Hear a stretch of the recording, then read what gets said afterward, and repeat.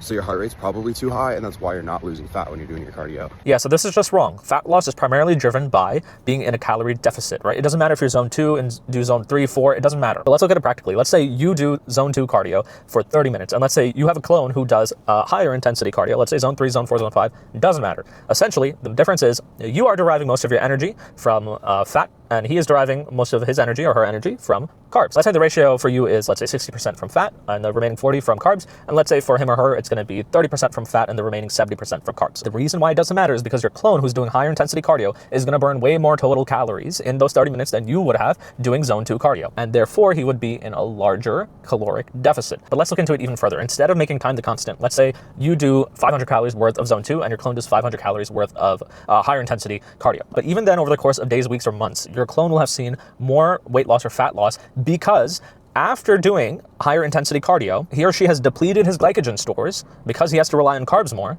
and therefore his body will continue to burn more calories to try to replenish those glycogen stores. So then at the end of the day, the idea that there is one particular zone that's better for fat loss is incorrect. What matters is how many calories are you burning versus how many calories are you consuming, okay? You just want to be in a caloric deficit. But one great point the gentleman did make was that zone 2 is easier to recover from than higher intensity cardio, and that's absolutely true. Do what you like, be in a caloric deficit, nothing else matters.